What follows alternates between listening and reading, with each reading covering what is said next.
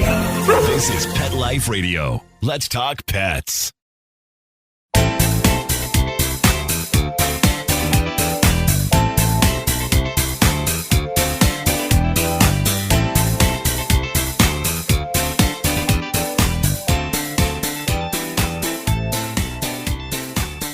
Welcome to Covered in Pet Hair, a boozy show for pet lovers on Pet Life Radio. I'm your host, Isabel Alvarez-Arata, and today I have the pleasure of having a drink and a chat with a social media guru who has a heart for animal rescue. I will tell you all about her and introduce you as soon as we come back from these messages from our sponsors. Take a bite out of your competition.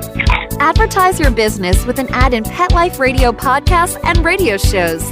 There is no other pet-related media that is as large and reaches more pet parents and pet lovers than Pet Life Radio. With over 7 million monthly listeners, Pet Life Radio podcasts are available on all major podcast platforms. And our live radio stream goes out to over 250 million subscribers on iHeartRadio, Odyssey, TuneIn, and other streaming apps. For more information on how you can advertise on the #1 pet podcast and radio network, visit PetLifeRadio.com/advertise today. Let's Talk Pets on PetLifeRadio.com.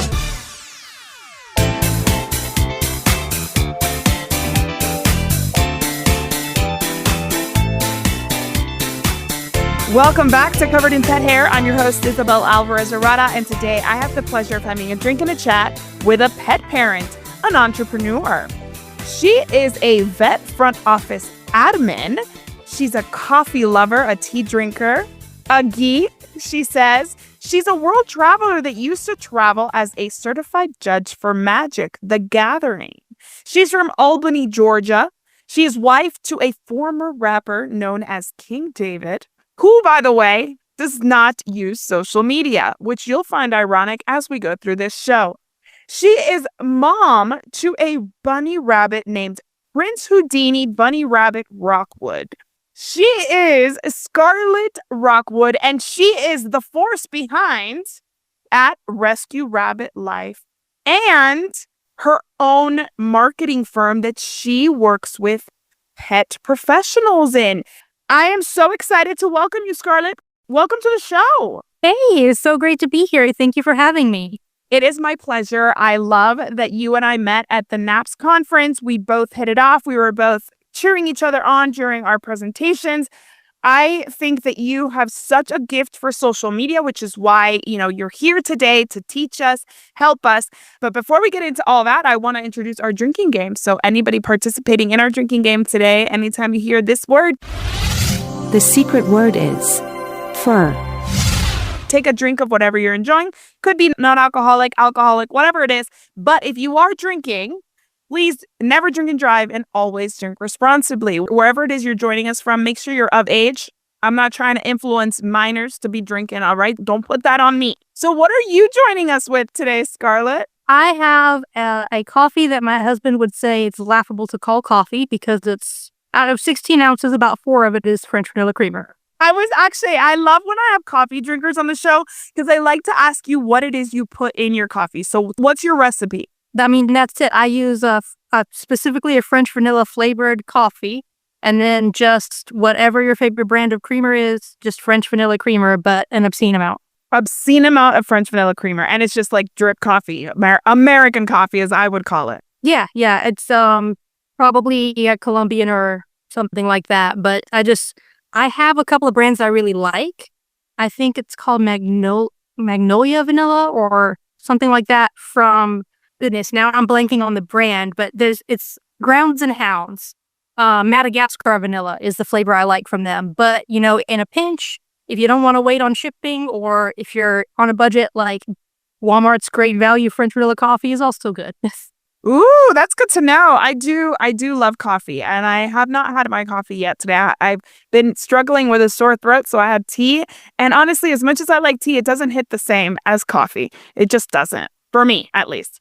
Tea is the reading, not the energy drink. Exactly. Tea is the wind down at the end of the day for me.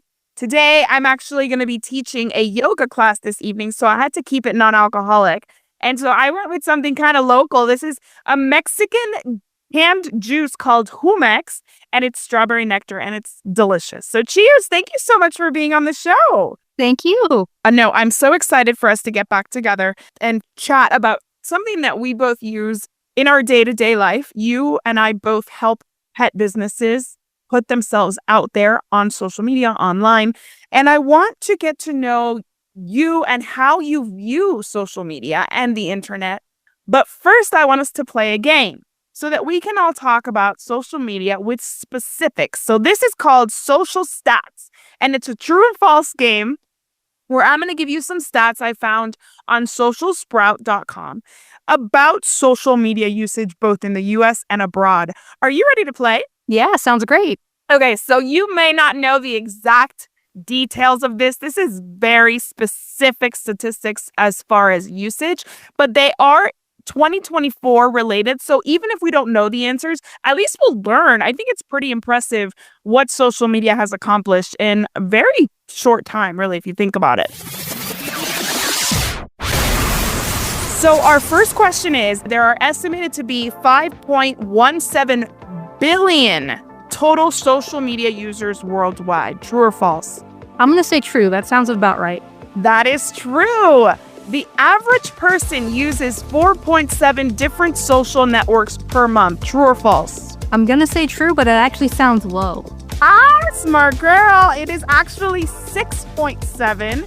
And I was like 6.7. So I was trying to think what qualifies. And from my understanding, from 6.7 could be Facebook, YouTube, Instagram, WhatsApp, TikTok, Snapchat, Telegram, Pinterest, Reddit, Skype. Those are just a few of the ones that could be in that 6.7. So you're right. 4.7 is just too low when you add. They're a little liberal with what I consider a social media network, because like Reddit is more like a traditional forum, and WhatsApp and Skype are really more chat networks than social media, so that skews it a little high. And that's the thing. I never thought of WhatsApp as a social media network either. Telegram, I'm surprised, has 500 million users, and I'm surprised Skype is still being used, considering we have FaceTime and things like that now. But obviously, that's a global usage. So, okay, next one. The amount of time internet users spend on social media is about 143 minutes per day. All right, let me do simple math in my brain, which is impossible. A little over 2 hours, at least. Yeah. That is true. All right, next one. TikTok is the fastest growing platform with a staggering 100% user growth rate between 2020 and 2022.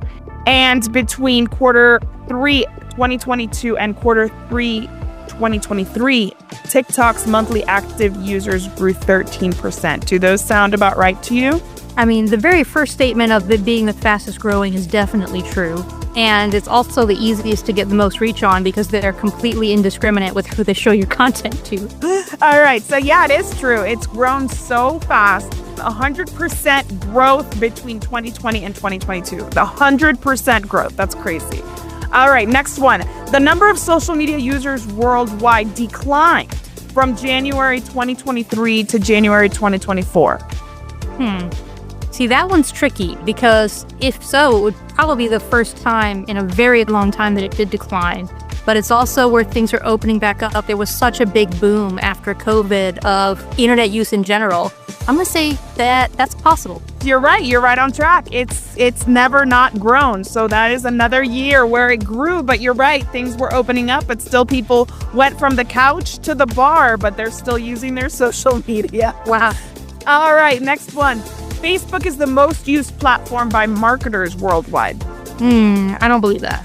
According to this, it is. Which one do you think is its runner-up? I mean, I would say either Instagram or TikTok is what I would expect. But I think the reason for that stat is that people believe you need to be on Facebook even if it's not your primary platform, the same way you need a website and you need a phone number. Like, if you're not on Facebook, you're not open. Got it. Okay, so it says marketers. I'm assuming that it's like marketing teams, not necessarily individuals.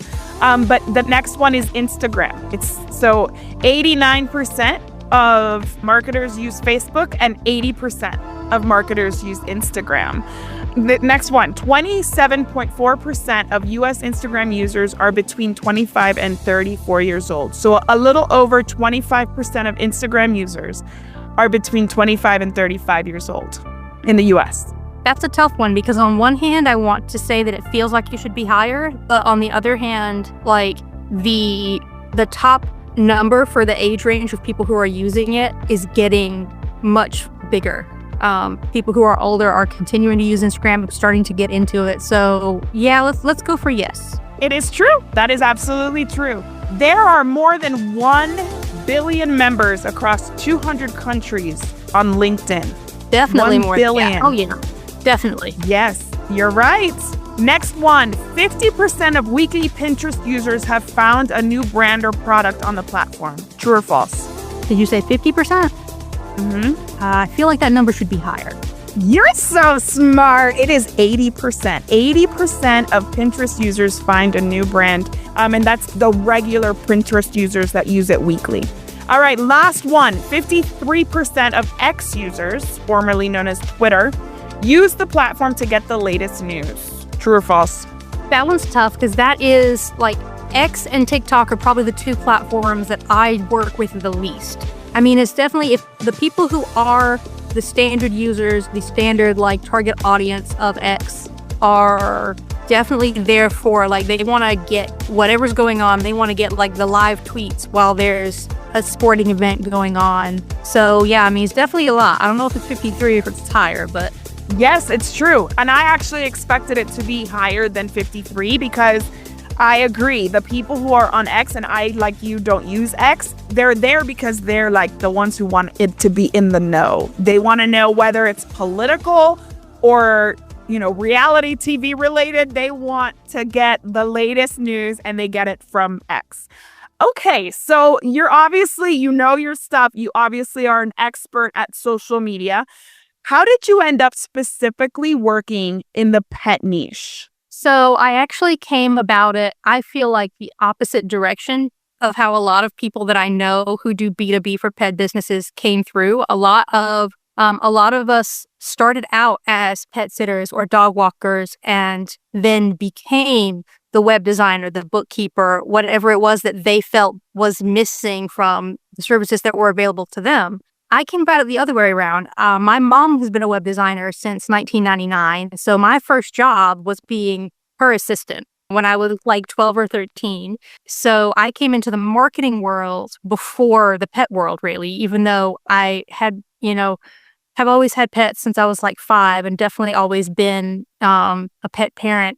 But I worked with her web design agency. And I started my social media agency in 2015.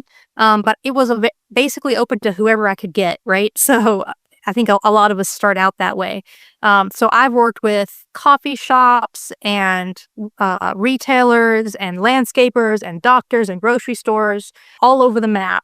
And in 2020, I just so happened to get a client who was a pet supplement. And everything just kind of clicked in a way that it hadn't before. Like, oh, I'm finally in the target audience that I'm trying to talk to. And I care about the product. I believe it in a way that I never did before. I'm getting better results. I'm enjoying the work better because I'm finally like with my people. And so after working with them, I decided in July of 2020 to niche down and work with businesses specifically in the pet industry. And that's when First Social was born? Yes. Previously, it was Scar Social because Scar, short for Scarlet, came First Social. Awesome. Okay. So what do you think pet parents, since you're the expert in trying to reach pet parents, what do you think pet parents tend to gravitate toward on social media when it comes to pets and like kind of living their love of pets online? So the answer to that is that it depends on which pet parent, because everybody's going to gravitate towards something different, and every business is going to have a different target audience that have different cares and different priorities. So one pet parent may gravitate towards the organic, sustainable dog treats, whereas one pet parent may gravitate towards the gluten-free, allergen-free dog treats, or they all have different needs and different priorities. So knowing who your ideal pet parent is is the first step. And for most of my clients, knowing that you're talking to pet parents and not pet owners is very important as well, because the pet owner to me is the guy whose dog lives outside and is like in a fenced in yard, and he buys Gravy Train, and like Yes, girl, his preach. dog is not mistreated, but it is not a part of the family. So versus a pet parent who like, my dog is my baby and I'm going to get them a pup cup every time I go to Starbucks, and, whatever the specific priorities for that pet parent are.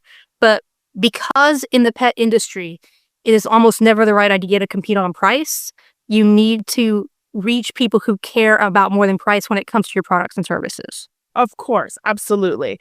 When it comes to our pets, just like when it comes to our kids, we will splurge on the good stuff, knowing that there's going to be payoff in their longevity, their health, their behavior, whatever it is, whatever problem we're trying to solve. Like you said, our needs, what solutions we find for those.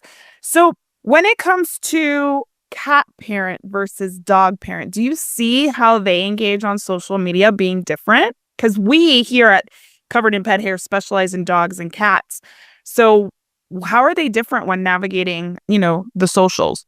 So one thing that they all have in common, whether it's dog, cat, rabbit, bird, one thing that almost all of us have in common is that we are very opinionated. And the more we are in line with that, caring more, being willing to pay more, wanting quality, the more opinionated we are about what quality means. So that's a way that we're all alike. But ways that we're different is, we all have different priorities in terms of what made us gravitate towards that type of pet in the first place. So I find that dog parents are usually, how can I put this? On a scale of my pet is my best friend and my pet tolerates my existence, dogs are over here, cats are somewhere in the middle, rabbits are way over here. Okay. And that is a very loving set as a rabbit mom thing. I find there's a very interesting, emotional connection that you have with each type of pet. And dogs, even just in my own personal experience, my dog is my buddy. My dog is my best friend. When I've had dogs, we go to the park together.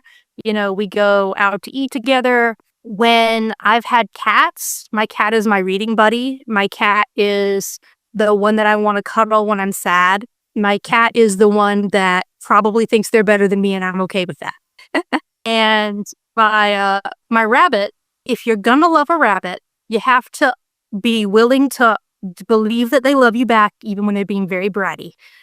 Rabbits are not the right pet for somebody who is very attached to how cuddly and happy to see your pet is. You need to be someone who is very in tune with the most subtle ways of communicating with your pets. And I think that people who are in tune with that subtlety with cats and dogs also make better pet parents as well, because you learn to speak their language rather than insisting that they learn to speak yours. Absolutely. And I think you find a lot more of that in the rabbit community as a whole when you're speaking specifically about people who have what we call house rabbits. People who have a rabbit in the hutch in a corner are in the pet owner category. In the pet parent category are the people who my rabbit has their own X pen that takes up half a room, or my rabbit is free roam just like a cat would be. And we're also the ones who are what do you mean you fed your rabbit iceberg lettuce? How dare you? Are very opinionated. But I think that it's hard to say, because I've been a pet parent of dogs, cats, rabbits, birds, hamsters, mice, lizards, and I am the same person, and many people are that way as well, but we still connect to each animal in a different way. So it's very interesting to see, when I have had a client who was specifically a cat store, and seeing how interacting with that and, what they care about and what the priorities are there, how they can be similar and how they can be different from a dog focused store. Absolutely. Yeah, absolutely. I agree. I think pet parents are all looking for either entertainment, education, or solutions on social media, but what they share, what they interact with is very different. I tend to perpetuate those cats hate humans like jokes on social media, even though I don't believe that at all. Like, I know that I think cats make amazing pets. I think they give you, like you said, a ton of love, especially those cats that are like emotional support animals where they know exactly when you need them and they come purring on your lap. But like, those are the things that make me laugh on social. So I share a lot of that, like where the cat's like making like an angry face or whatever it is, like looking all pissed at the human. And then, the dog ones, it's harder to find funny stuff with dogs than it is with cats, just because of that like sarcastic trope of cats being like angry, mean, independent, aloof, whatever. I do agree. The cats, definitely cat parents in general, there's more of like a tone of sarcasm in a lot of audience there. And the rabbit world is, like I said, even further on the spectrum. There's a Facebook group I'm in called Rabbits Are Assholes. You see? It's just people who love their rabbits posting about terrible things their rabbits did, like shoot a hole in the door. Right. Or Yeah, exactly. Or chewed their laptop cord or something like that. And it's like, that's just the level of humor that you find with that particular pet. So that's very interesting. Whereas with the dogs, it's more like, behind every strong woman is a dog who follows her to the bathroom. Right. The dogs always get the best edit. Like, they are the sweetest, happiest, most obedient of all the pets. They please us no matter what, which is not always true, which is why that whole dog shaming thing took off a few years ago, because then we finally saw that, okay, dogs are a man best friend, but they too could be assholes. Like, that in their moments, they too. I know. I'm sorry, Kira. She looked up when I said that. My dog, but she, they have their moments too. One of the biggest things for me is using social media for education. So, do you actually think people are learning, even though they're maybe focusing on entertainment and humor? Does education make its way to the right person on social media? Yeah, absolutely. Especially if you've targeted who you want in your audience correctly, and you have set up not just education in general, but education about who you are as a business to build that relationship of what are your core values so that you're attracting the right person who cares about that education. So, for example, using the cat client as an example, one of their core values is they don't believe in outdoor cats. Right. They don't believe that, that is good cat parenting because it's dangerous out there. And having them go out there unsupervised means they could never come back one day. So that particular store has a very, very strong opinion about that. And they shared that very openly. So all the education about how to cat-proof your house, how to build a nice catio, things like that were resonating with the right person because they've attracted the person who shares that core value. And then, if it's food, if you have shared your core values on, do you believe in raw food diet? Do you believe in this or that type of formula? You're attracting the right person so that when you educate on how to balance that diet, what products are safe, what products aren't, then you're getting the person who cares about that specific thing. And I have what I call the creator model for balancing what types of content you use. And one of those pieces, the A, is for authority, which is sharing educational content, sharing where you've been featured in the media. I'll be sharing this podcast, for example, on my social media. And that falls into the authority category, which is where I put a lot of educational content. And There's a lot of people, they'll follow you because they like you, and then they'll stay because they get to know you and they trust you and they believe that what you say is something they can listen to and they care about the education. Absolutely. You're so right. And I love to hear that because most of us, the ones who speak to the pet parent, first of all, we are only speaking to the pet parent. The pet owner is not our person at all. But we also know that even pet parents with the best of intentions may have, a room for improvement, just like I do as a pet parent. Every single day strive to do better by my pets. So that's the people that I'm always trying to reach. For me, it's cats and dogs. For you, it's bunnies.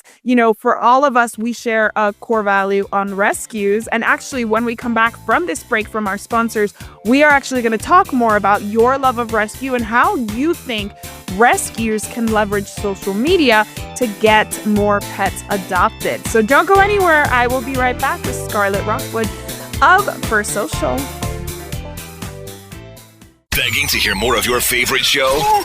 Full episodes of all our shows are available on demand. Go to PetLifeRadio.com to fetch our entire lineup of Possum Pet podcasts. Also, dig us up in iHeartRadio and iTunes. Let's talk pets. Live and on demand only from Pet Life Radio.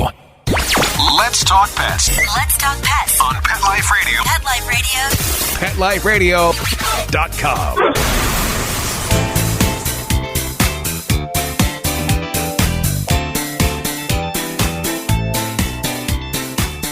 Welcome back to Covered in Pet Hair. I'm your host, Isabel Alvarez-Arata, and today I have the pleasure of having a drink and a chat with Scarlett Rockwood, who is the founder of First Social. She is a social media guru that helps businesses get their name and core values and products out to the public using social media. And she has a heart for rescue, and she believes that rescues can leverage social media to get more pets adopted, to maybe increase donations, et cetera, et cetera. So Scarlett, if you are game, I would like to put you on the spot.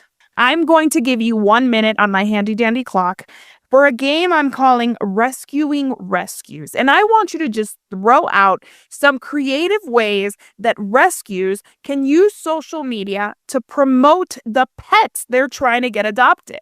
Do you think you're cool with doing that for us today? Oh, I don't think I can stick to 1 minute, but I'll give it a try. That's what I like to hear. All right, 3, 2, 1, go. All right, so the first thing you want to do is, the first thing that you're going to usually put out is that intake photo, right? Take some time to make it more appealing and get the personality of the dog to come out. I know you guys were short on time, but that photo of them inside the cage, inside the transport truck that brought them there, is not going to be their best face, right? Everyone, think about your driver's license photo, the thing that everybody hates, right? If you could take the time to take a better photo, you would. So give them that time, because this is like their dating app photo, okay? So make sure that it's going to be as in as good of a light as it can be. And sometimes that's not on intake day. Sometimes that's after they've had a bath, after they've had a little bit of time to decompress. Take another photo and change out that intake day photo if you need to. Reach out and see if there's any photographers in your area that would like to volunteer time to come take photos of the pets, or even just give you advice on how to take better photos on your phone as one of the volunteers or rescue staff.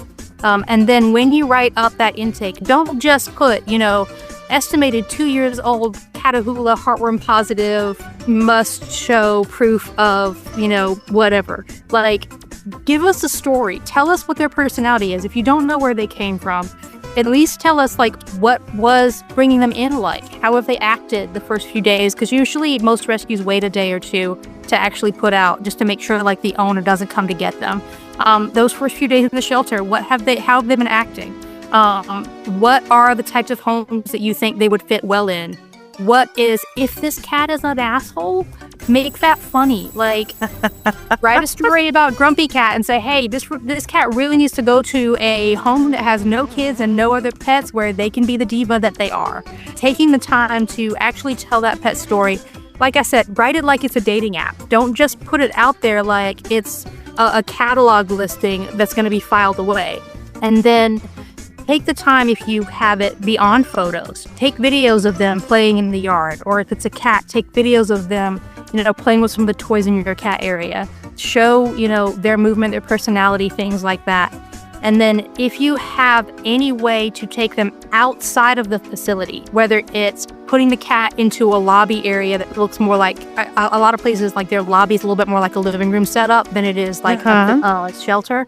Take them in there to get, them to play with something, or take a dog out to the park, or take them to get a pup cup at Starbucks or something, and get some videos that way. That will help a lot. And not just on social media. Taking them out in public means people in your local area will see them. Get them a harness that says "Adopt Me."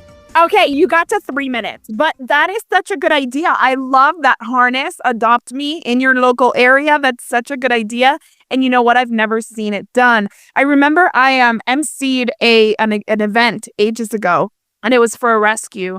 And I had a friend's dog with me, and he was all cute in his bandana, and people thought, because of the context, right? We were at an event raising funds for a rescue. There were no adoptable pets there, but the fact that the person emceeing was holding this pet, he had a bandana. Everybody was like, is he up for adoption? He was adorable. Is he up for adoption? So I agree, like getting them front and center. If Winston had needed a mom, he would have had a mom that day. But he already had a fabulous mom. He wasn't in the market. But I agree, putting something on the pet that kind of calls attention, gives context, because if you just go down to Starbucks with an adoptable pet, but he looks like your pet, nobody's going to inquire. So I love that suggestion so much. So obviously pictures are everything, but for the person adopting, how much really emphasis should they put on the picture? What do you say, not to the rescue, but to the adopter? What should they be looking for that others might miss that could match them with an amazing pet? So this is going to depend a lot on how well the rescue has done in writing up the pet's personality into their listing.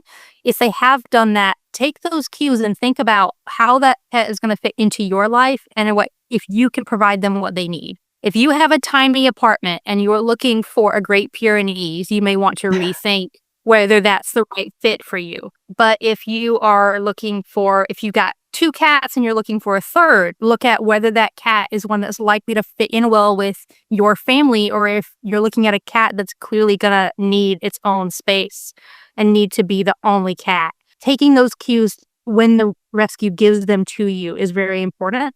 And sometimes the rescue kind of works a little bit too hard to spin things in a positive light. So read behind the lines if they're saying things like, takes time to get to know people, or, is a little greedy about food. Are you willing to deal with are you the right person who is equipped to care properly for a food guarding reactive dog? Right. And if you are, great, you might be the person for this dog in a way that nobody else is going to be. But if you're not, be willing to accept that and find one that you're not going to end up just taking back if it doesn't work out. And then if they're not great about it, if they are the one who basically just lists age and heartworm positive or negative, and that's about it, and like estimated breed, then take the time to just go meet them. It may be best not to rely on the online listings and just go to the shelter and say, hey, these are the things I'm looking for.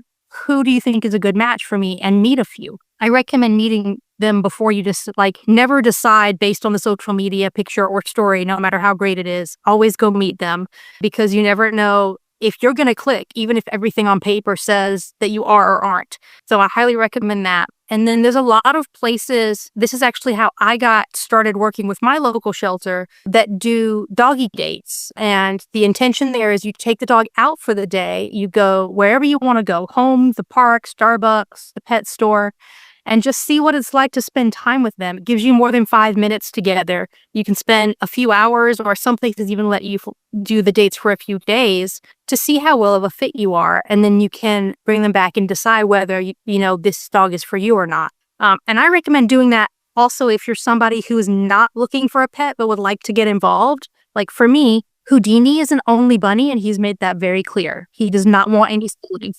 So my way of being able to, get involved with helping dogs get adopted, since I can't foster, is doing those doggy days. Even though I have no intention of adopting the dog myself, I get them out, I get them into the local area, I get eyeballs on them.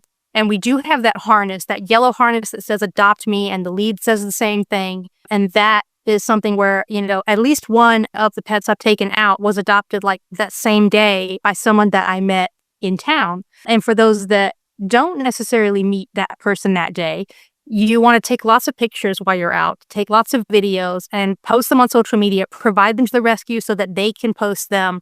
And that way, a lot of rescues, like I said, don't have the time to get those good photos, those good videos, or to take them out of the shelter themselves. You can provide that as a volunteer by taking them out and getting them in an environment where they're going to show their personality better, where people are going to be able to, see them in a different light. And you can subconsciously get them out of that shelter space and picture them in your backyard because you see them running in the park. Yeah, that's perfect. So yeah, that's definitely what I would recommend doing, whether you are looking to adopt the dog or you are just looking to help as someone who can't adopt right now. Yes. And actually, speaking of people who cannot help right now, but want to do something specifically online, what can somebody who's just scrolling in the evening do to help their local shelter? Is it sharing? Is it commenting? Is it all of the above? Tell us how we can help. Yeah, sharing is caring. If you have an audience that is local to that pet, then share with your audience, share with your friends, hey, do I know anybody who needs, who needs a cat or a dog or whatever the post is. And then also commenting also helps, because the more you comment on their posts, not only are you going to see more of them so you can share more of them, but other people are going to see more of them.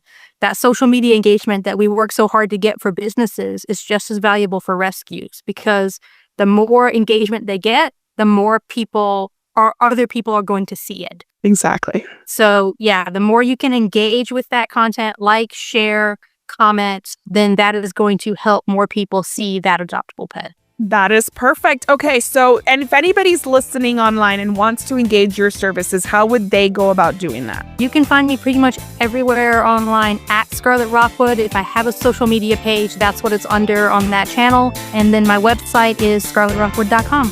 Awesome. Well, I just want to propose a toast to you for sharing your knowledge with us. I've so enjoyed our conversation. I do think we all have a place where we can support local rescue and local businesses by just engaging with them online. So here's to you. Thank you for being my guest. Thank you for having me. I also want to propose a toast to my executive producer, Mark Winter. Thank you, Mark. And to our audience for joining us for these awesome conversations. Whether you're a pet pro or a pet parent or a hopeful pet parent, I hope you found this very, very helpful as well as entertaining. Here's to a life covered in pet hair, because there's no better way to live. Cheers! To learn more about Covered in Pet Hair, please visit coveredinpethair.com or petliferadio.com. Thanks for watching, and I'll see you next time. Let's Talk Pets, every week on demand, only on PetLifeRadio.com.